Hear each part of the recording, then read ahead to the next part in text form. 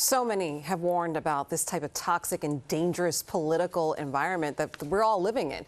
People on both sides of the political aisle are condemning the violence. Eyewitness News reporter Nina Pineda is here now with the reaction from elected officials. Nina? Yeah, Shirley, there's certainly a call to tamp down the rhetoric, and from local legislators to leaders across the globe, there has been really swift condemnation of political violence and support for the former president from his allies and from his sharpest critics. As you can imagine, many were watching the events unfold, live there just north of Pittsburgh in real time, and people were just shocked as the former president, just a few minutes into what was to be a marathon rally in front of his staunch supporters there in Western PA, mid-sentence, just, kind of swats at his right ear, then quickly ducks. The dramatic moments that ensued, Secret Service diving to cover a very exposed Mr. Trump, kind of surround him as the crowd is screaming. Spectators in the bleachers were shot, one fatally, as the 45th president of the United States emerged with his fist in the air, blood across his face.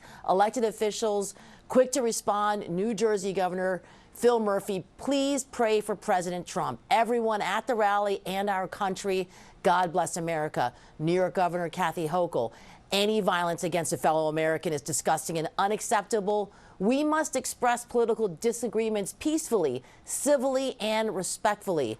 Mayor Eric Adams taking time to talk about gun violence. No one should be the victim of gun violence. No one.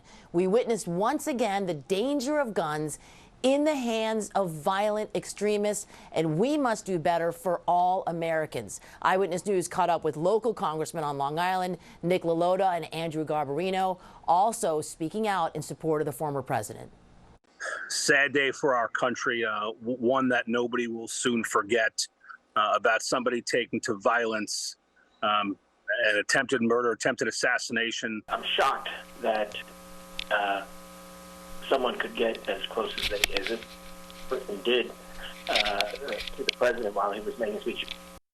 There's going to be some questions to answer there about that. Vice President Kamala Harris expressed gratitude to the United States Secret Service, saying violence such as this has no place in our nation, and we must all condemn this abhorrent act and do our part to ensure that it does not lead to more violence. She added that her and her husband, Doug, are relieved the former president is not seriously injured, and we are all praying for him, his family, and all of those who have been injured and impacted by this senseless shooting. That reaction shared by leaders really all over the globe. We're seeing from Austria to the Ukraine, the UK, the Philippines even, all calling the political violence everything from appalling and shocking to abhorrent and horrifying.